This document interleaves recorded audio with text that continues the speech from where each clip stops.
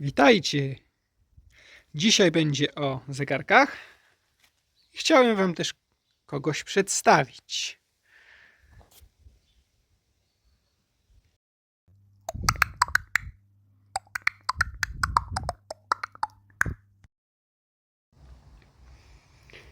Witajcie serdecznie w ten piękny październikowy dzień, właściwie to już niedziela. Wybrałem się na swoim bajcyklu, jak to mówią, na wyprawę. Chciałem dzisiaj poruszyć pewien temat, a mianowicie temat zegarka. Co lepsze na wyprawy? Czy GWG 1000, czy GW9400, czy jakiś inny G-Shock, czy po prostu coś ze stajni Garmina, jak Phoenix, Instinct. Nie wiem, ale myślę, że ten film rozwieje trochę Wasze wątpliwości, może nie do końca, ale chciałbym Wam po prostu opowiedzieć na podstawie własnych doświadczeń korzystania z tych zegarków przez dłuższy już okres czasu. Powiedzieć o tym, co warto, czego nie warto, których funkcji warto używać, których mniej warto. No i po prostu co jest wygodniejsze, jakie są plusy, minusy, jakie wady, zalety. Postaram się Wam to za chwilę wytłumaczyć, także zapraszam serdecznie. Jeszcze chciałem Wam opowiedzieć kilka słów na temat mojego przyjaciela. Nazywa się piesek Homer, a to na końcu filmu zobaczycie. Nagrałem taki fajny przerywnik filmowy. Z innego dnia oczywiście, z mojej wyprawy na działkę, ponieważ lubię też wybierać się rowerem również na działkę, gdzie zabieram swojego pieska. A mianowicie, powiem Wam szczerze, że swojego pieska nauczyłem pilnowania smyczy. Może Wam się okaże to dziwne, ale to jest bardzo przydatna rzecz, ponieważ mój piesek pilnuje także i całego dobytku, czyli całego rowera, smyczy. Jeśli położy ją blisko rowera, to i rowera. No i oczywiście zegarków. Bo nieraz zabieram ze sobą, nie ukrywajmy, nie jeden zegarek na wyprawę, a dwa, a nawet trzy. A dlaczego? Zaraz się o tym wszystkim dowiecie. Gotowi? No i więc idziemy poprzez las. Muszę się Wam do czegoś przyznać. Poprzednio, jak nagrywałem film w tym lesie, zgubiłem swoje okulary na rower, ponieważ nie wiem, czy oglądaliście mój poprzedni film. Sarny spłoszyły mnie podczas nagrywania, a ja w pośpiechu uciekałem, zostawiłem okulary na rowerze, a wiadomo, że jak w pośpiechu uciekając rowerem, te okulary spadły. No i niestety, ale dobrych i miłych ludzi nie brakuje, więc ktoś się znalazł, kto podniósł te okulary, więc już po 5 minutach powrotu do punktu, w którym zostałem spłoszony przez sarny, okularów już nie było. No ale to już, jak to mówią, taka nauczka człowieka na przyszłość, że tak powiem. Tam widać miasto, tam widać obwodnicę miejską, jadą samochody nawet. A tu jesteśmy w lesie, właściwie to jest początek lasu, zaczyna się ten las. Ale my sobie pojedziemy głębiej w ten las. Moi drodzy, chciałem Wam powiedzieć, będę Wam mówił trochę o tych zegarkach, jednocześnie będę nagrywał jak idę, żeby się Wam nie nudziło, żebyście trochę tych widoków leśnych zobaczyli, ale do rzeczy. Słuchajcie, co lepsze na wyprawę? G-Shock czy Garmin? No oczywiście, większość z Was powie, że Garmin. Dlaczego? No dlatego, że wiadomo, są to zegarki, które posiadają mocno rozbudowane funkcje. No to są przecież smartwatche, więc to już są zegarki naprawdę multi. Sensory są również na super poziomie oraz jest też możliwość kalibracji poprzez cyfrowe mapy wysokości. I teraz słuchajcie, ważna rzecz. O ile ja w poprzednim filmie, w którym był test GW9400 oraz Garmina Instincta 2X Solar, to moi drodzy, te zegarki są w ogóle wysokościomierze, w ogóle działają na innej zasadzie. Znaczy na podobnej, ale Garmin ma dodatkowo GPS, kalibrację przez GPS. I teraz do czego zmierzam, moi drodzy, słuchajcie.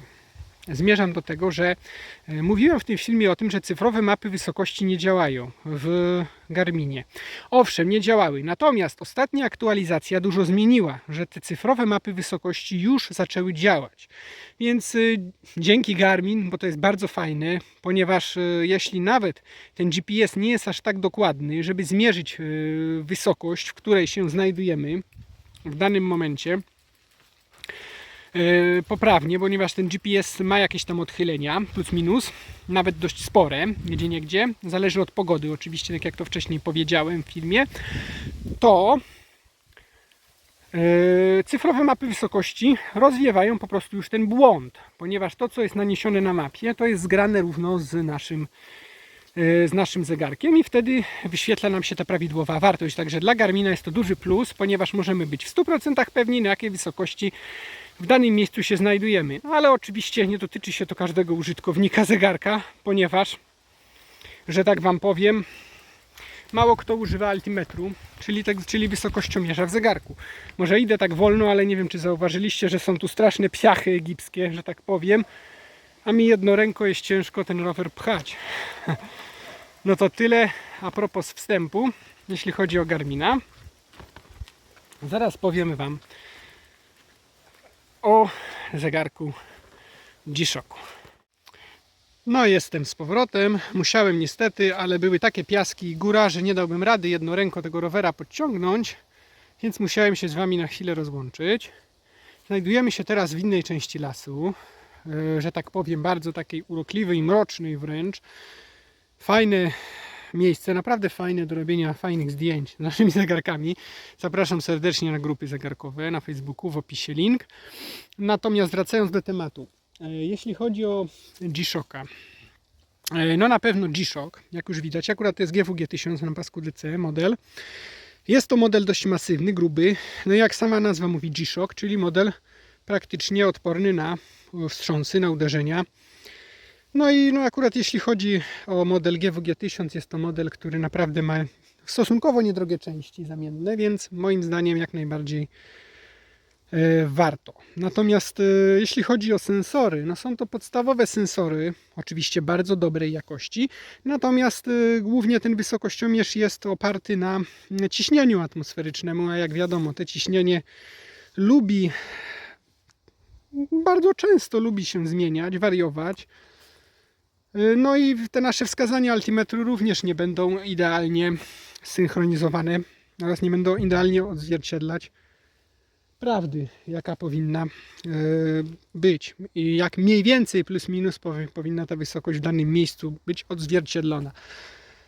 Ale dlaczego G-Shock na wyprawę, moi drodzy? No, tak jak już powiedziałem, G-Shock, czyli ta odporność na wstrząsy, w ogóle mega wygląd, może się ten zegarek podobać, jest fajny. A dlaczego nie Garmin? No bo wiadomo, no nie ma tej odporności na upadki. Jest zegarek dużo słabszy, mimo że jest mocno naszpikowany elektroniką. No i to też jest jego wadą, ponieważ ten zegarek jest praktycznie bezobsługowy, posiada Touch Solar oraz Multiband 6, czyli synchronizację z zegarem atomowym, czego oczywiście Garmin nie posiada. To znaczy Touch Solar oczywiście posiada, ale z synchronizacji z zegarem atomowym korzysta tylko i wyłącznie przez Bluetooth.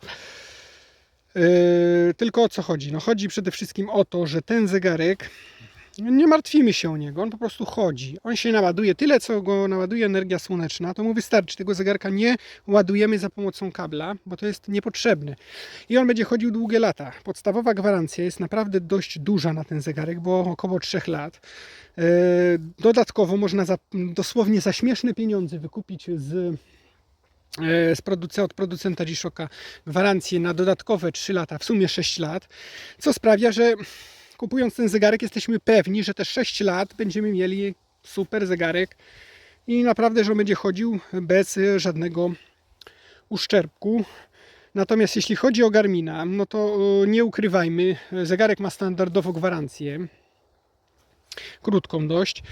Natomiast jeśli chcemy wykupić tak zwane ubezpieczenie dodatkowej gwarancji, to przy cenach zegarka Garmina, no to nie ukrywajmy, moi drodzy, ale będzie to połowa kosztów tego zegarka. Czyli tak jakbyśmy chcieli mieć gwarancję na 5 lat na Garmina Fenixa, na przykład 7, bo już nie mówię tu o starych modelach, to powiem Wam szczerze, z ręką na sercu, że musimy dopłacić połowę wartości zegarka Fenixa, żeby taką polisę wykupić. A ile kosztuje Fenix, możecie sobie sami sprawdzić, więc nie będę Wam już tutaj zanudzał i opowiadał.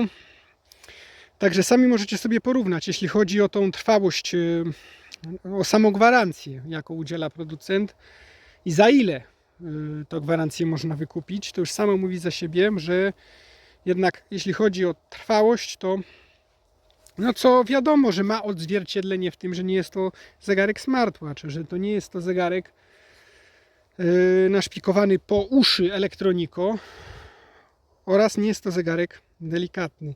Też ten zegarek posiada szkło szafirowe.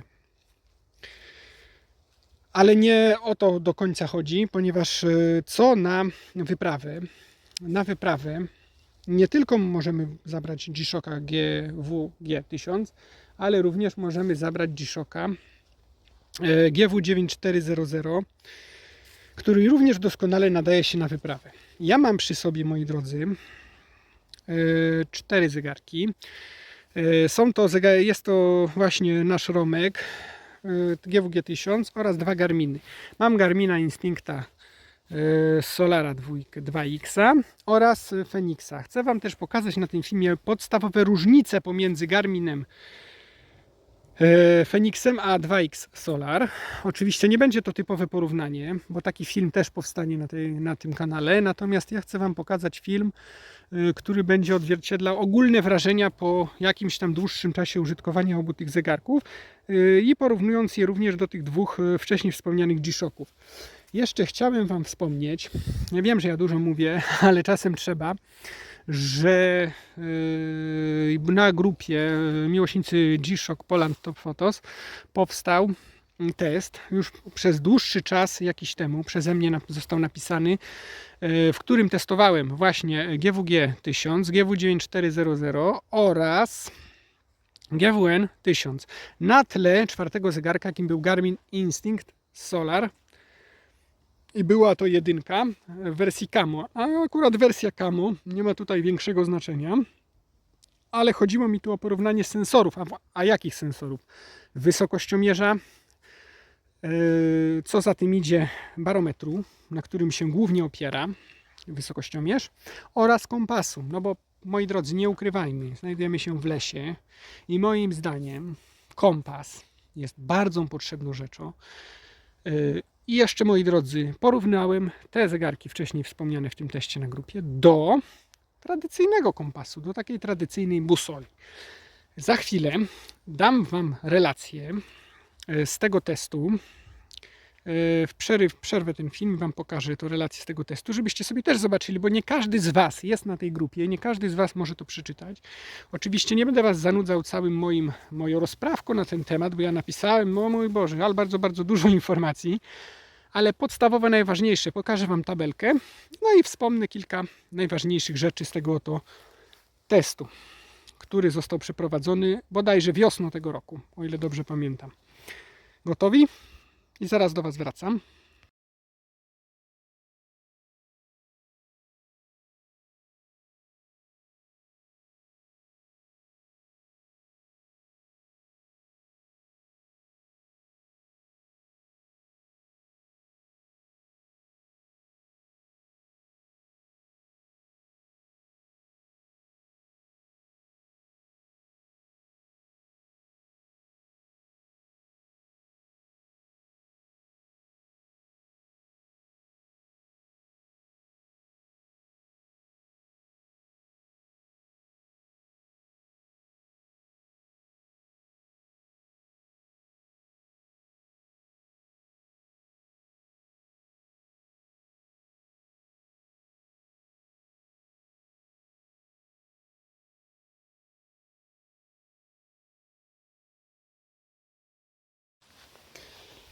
No jestem już z powrotem, moi drodzy. Mam nadzieję, że zapoznaliście się, tak jak już powiedziałem to przed chwilą, z z tym testem.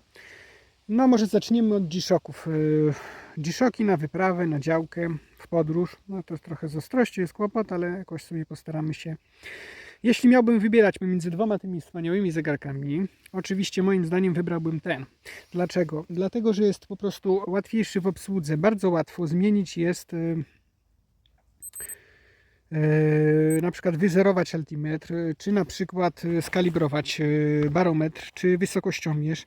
Jest to o wiele łatwiejsza rzecz niż w przypadku tego oto zegarka GWG 1000. Już nie chodzi mi o to, że on jest po prostu zegarkiem typowo cyfrowym, a ten zegarkiem analogowo-cyfrowym. Natomiast samo wykręcanie tej oto koronki jest naprawdę mega niewygodne, jeśli posiadam ten zegarek na ręku. Ponieważ jeśli ten zegarek jest tak jak teraz trzymam, jest to o wiele łatwiejsze. Natomiast moi drodzy, nie będę za każdym razem w celu korekcji wskazań altimetru ściągał tego zegarka z ręki. No trochę nie tak to powinno wyglądać. Dlatego zwycięża ten oto zegarek. Nie wiem, czy też zauważyliście w tym teście, w tym porównaniu, że nasz romek, czyli GW9400, jest naprawdę dokładny. Kompas tego zegarka jest naprawdę mega dokładny i spójny, bez żadnych kalibracji, w porównaniu do innych zegarków. W tym jest również dobry, natomiast wymagał pewnej kalibracji. To też, moi drodzy, może zależeć od danego modelu wyprodukowanego, bo są różne, wiadomo.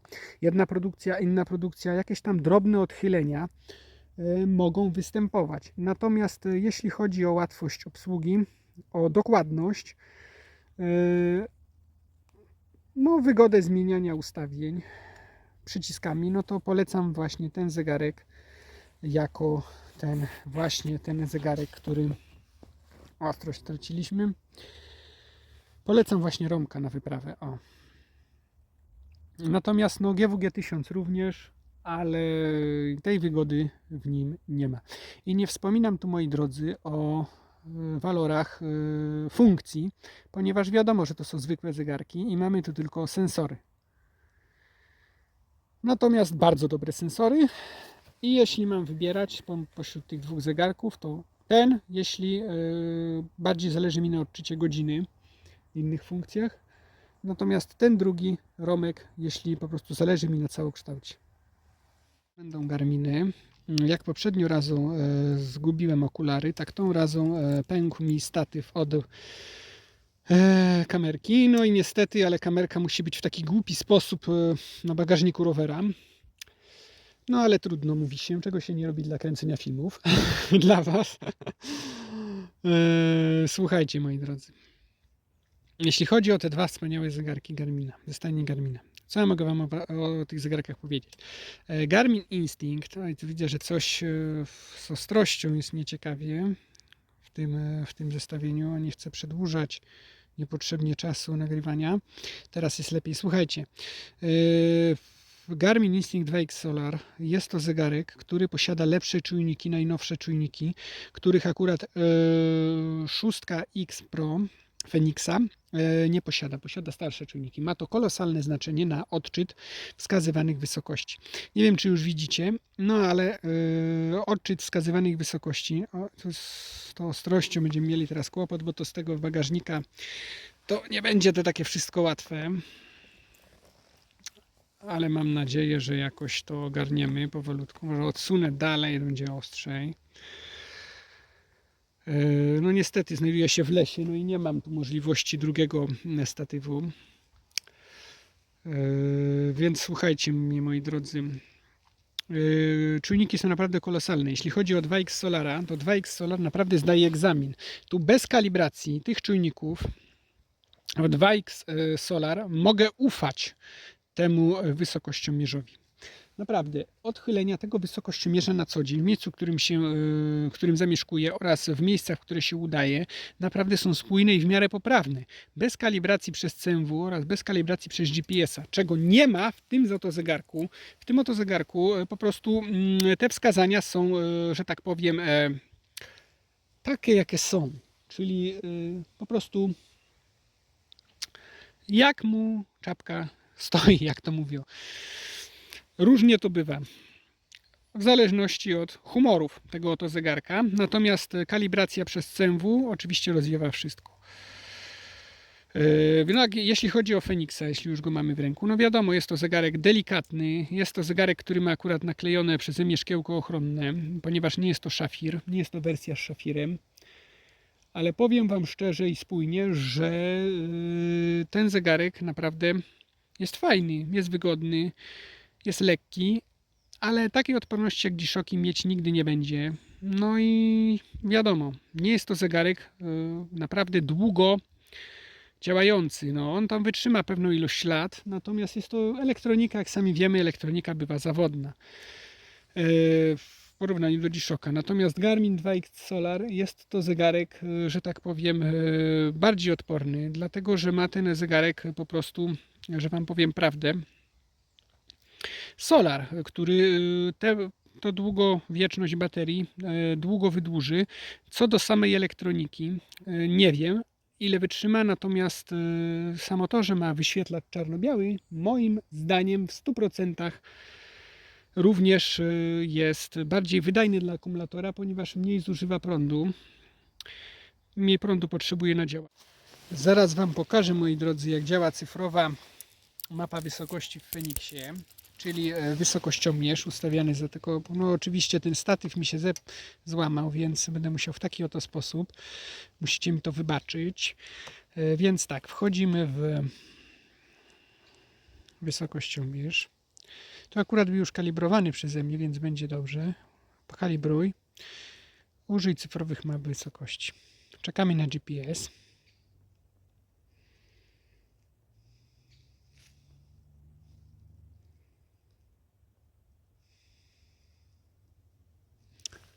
No moi drodzy, znajdujemy się w lesie, więc ten GPS mogło trochę nam drzewa zasłaniać, ale łapie. Jeszcze kawałek.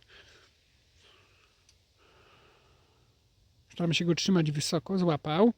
No i mamy wysokość 175 metrów. OK. No i mamy w ten sposób. To za chwilę Wam pokażę, jak wygląda ta kalibracja w 2X Solarze. No jestem tym razem z 2X Solarem. No dzisiaj dzień pełen przygód. No i znowu ta ostrość. Mam nadzieję, że nam się troszkę ustabilizuje ta ostrość. O dobra. No i teraz w tym zegarku cyfrowe mapy wysokości. Zauważcie, jak w tamtym zegarku kalibrowałem na 175, tak już tu mamy bez kalibracji 173. Zauważyliście to? Naprawdę czujniki w Garminie 2X są naprawdę dobrej jakości, te najnowsze czujniki. Naprawdę jestem dumny i zadowolony z tego zegarka. Natomiast wracając do naszej kalibracji. Jak to się robi? Mamy wysokościomierz.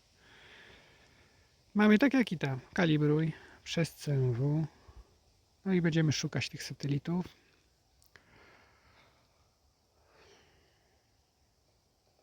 Nie będzie to tak szybko. O, proszę bardzo, nawet szybciej GPS nam znalazło. No i pobieramy mapy DEM, które pokazują równo 175. Nie wiem, czy będzie to widać, mam na ręku. Również mamy tutaj 185, widzicie? Również mamy tu 175, czyli wszystko jest OK. Czyli można ufać Garminowi. Natomiast w G-Shockach takiej możliwości, moi drodzy, nie mamy, nie mieliśmy i nie mieć będziemy, bo to są zegarki, które posiadają czujniki na zasadzie zmian ciśnienia atmosferycznego. Natomiast jeśli je dobrze skalibrujemy i będzie w miarę fajna pogoda, no to te wskazania będą równie dobre. Co do kompasów, no to tak jak już powiedziałem, są też dobrej jakości.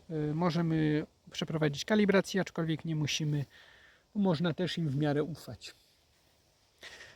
Co polecam na wyprawę? Tak jak powiedziałem, jeden Garmin, jeden G-Shock i wyprawa jest pewna. Gdzie w Garminie baterii zabraknie, tam w G-Shocku nie będzie pod dostatkiem. No moi drodzy, musiałem zmienić miejscówkę, bo nie ukrywajmy, jest dużo, jest akurat niedziela, mamy sporo ludzi w lesie, a mężczyzna, który mówi sam do siebie, czy do telefonu, czy do zegarka, który trzyma w ręku, to wygląda zdeczka dziwnie. Więc nie dziwcie się, że postanowiłem po prostu bardziej ustronne miejsce lasu się wybrać, żeby nam nikt po prostu nie przeszkadzał podczas tego mojego monologu na temat tych zegarków do Was. Słuchajcie, moi drodzy, czy Garmin, czy G-Shock na wyprawę leśną? Oczywiście, moim zdaniem, na wyprawę leśną najlepiej nadaje się zegarek Garmin. Jest lekki, ma funkcje sportowe, można włączyć w każdej chwili funkcję roweru, kolarstwa. No ale niestety jest to zegarek, tak jak to sama nazwa mówi, smart, czyli nie jest to typowo zegarek, że tak to nazwę. Natomiast jeśli ktoś szuka czegoś naprawdę odpornego, fajnego i z dość przyzwoitymi sensorami, no to G-Shock będzie w stanie idealnym. Będzie to idealny zegarek i idealny wybór. Ja się przyznam szczerze, z ręką na sercu, że ja osobiście i prywatnie zabieram ze sobą 2 zegarki. Teraz wyjątkowo na test wziąłem ich 4, natomiast normalnie biorę 2X Solara albo Fenixa, czyli jednego ze stajni Garmina i jednego ze stajni G-Shocka w celu weryfikacji poprawności danych. O ile mogę ufać CMW, czyli cyfrowym mapom wysokości w Garminie, o tyle w G-Shocku po prostu sprawdzam na podstawie cyfrowych map wysokości z Garmina poprawność wskazań czujników w naszym romku. Czasem wybieram również GWG 1000 na taką oto wyprawę. No zależy, wiadomo, od naszego humoru, od naszego, jak to mówią, żeby te zegarki nie leżały tylko w naszej kolekcji w pudełkach, czy w szkatułkach, czy w skrzynkach, czy na stojakach, ale żeby po prostu je zabierać. Natomiast jeśli chodzi o moją wygodę noszenia, o zaufanie, no to rzeczywiście Garmin wygrywa nad G-Shockiem, ale G-Shock jest naprawdę świetnym zegarkiem i naprawdę poradzi sobie w o wiele trudniejszych warunkach, jeśli chodzi o upadki, niż Garmin. Ale ja łączę przyjemne z pożytecznym, czyli zabieram oba ze sobą, że tak to powiem. Nie wiem, czy zauważyliście, ale w tym teście było również wspomniane o nawigacji rowerowej. Tu akurat mamy dość starą nawigację, bo to jest Cyclo 200 Mio. Ale natomiast ta nawigacja jest bardzo fajna. Ona posiada szereg różnych ciekawych funkcji. Już nie chcę Wam tutaj zawracać głowy, ale ku ciekawostce mamy tutaj prędkość, wysokość, maksymalną prędkość oczy, no wiele masy różnych ciekawostek. Natomiast jeśli chodzi o ten wysokościomierz, no nijaką się ma do cyfrowych map wysokości Garmina, czy nijaką się ma do odczytów poprzez GPS. Także nie wiem, na jakiej zasadzie to działa, czy on korzysta po prostu z GPS, czy z jakichś wbudowanych map, ale ja bym mu nie ufał. Ja korzystam tego tylko jako cyfrowy ślad. Akurat tu jest, teraz mi się wyłączyło, bo muszę kontynuację włączyć. Widzicie ten ślad? Bardzo fajny to jest. Ja to lubię z tego korzystać, ponieważ widzę w lesie, jak widzicie, las jest zielony, a widzę, którą drogę mam skręcić, żeby wrócić drogą powrotną. Czyli jest taka orientacja w terenie. Fajna rzecz. Natomiast jeśli chodzi o nasze zegarki, no to również kompas, tak samo w Garminie, jak i w G-Shocku jest dobrej jakości i dobry. Oczywiście powinien być odpowiednio skalibrowany przed wyprawą, ale w przypadku naszego modelu GW9400 ja mogę mu ufać bez kalibracji, ponieważ po prostu przetestowałem i wiem. W Garminach myślę, że też. Ale szczegółowy test 2 Garminów Fenixa 6 X Pro i 2X Instincta będzie niedługo na tym kanale. Chcę, żeby ten test był jak najbardziej szczegółowy, jak najbardziej prawidłowy. Chcę oddać swoje spostrzeżenia na te 2 zegarki. Przekazać Wam je. Oczywiście orientacyjnie, bo każdy może mieć swoje zdanie na ten temat. Ale chcę Wam je przekazać. Niedługo ten test będzie. No i jeszcze kilka chciałem słów powiedzieć o tym moim przyjacielu piesku Homerkowi z początku filmu. Tak jak powiedziałem, nauczyłem go pilnowania smyczy jako szczeniaczka. No, piesek nie jest stary, ma no powiedzmy, że niecałe 2 lata. Tak miesiąca mu zabrakło. No i co? I on mi pilnuje te zegarki. No bo jak wezmę tych zegarków kilka, no i oczywiście pieska ze sobą, no nie mówię, że do lasu, czy w jakąś podróż, ale jeśli go zabiorę na działkę, a zajmę się jakąś pracą, no to ja jestem bezpieczny, bo wiem, że on mi tych zegarków pilnuje. No i całego roweru. Natomiast, moi drodzy, to też ma swoje minusy, no bo ten piesek nie dopuści nikogo w pobliżu około metra do miejsca, którego pilnuje. No i czasami nawet na mnie zawarczy, jest nieufny. Ale cóż, mam na to pewne sposoby. Oczywiście jestem jego właścicielem. I on mi też ufa w pewnym sensie. Ale obcego nie dopuści. No sami zobaczcie, jak to wygląda. Pozdrawiam Was. Hej i do następnego filmu. To on, Homer. Pilnuje smyczy, jednocześnie pilnując rowera i całego dobytku. Jest bardzo agresywny. Spogląda się na mnie spod oka, jak podchodzę w tym momencie. O, proszę zobaczyć to. Zobacz, patrz, proszę bardzo. O. Im bliżej podchodzę, tym bardziej czujny. Należy na niego uważać.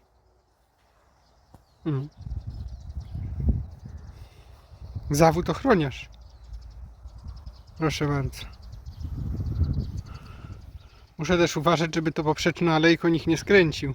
Przypadkiem jak idzie na działkę, na razie nikogo nie ma, jest rano. Ale jakby ktoś skręcił tę alejkę, to niestety, ale może zaatakować. Bo pomyśli, że ktoś chce go okraść ze smyczy na przykład, czy rowera. Tak więc musi uważać. Jest cały czas czujny. A teraz zmiana miejscówki. W tym miejscu, ponieważ był agresywny, a zbyt wiele ludzi zaczęło tędy przechodzić bramą główną i o dziwo zaczęli skręcać przy rowerze. Oczywiście bronił roweru. Tak więc musiałem zmienić mu miejscówkę. Tym razem pilnuję właśnie w tym oto miejscu. Jesteś śliczny. O, pilnujący. Mam na oku, cały czas mam na oku. Wyjątkowo piękna pozycja podczas pilnowania smyczy. Śliczna pozycja.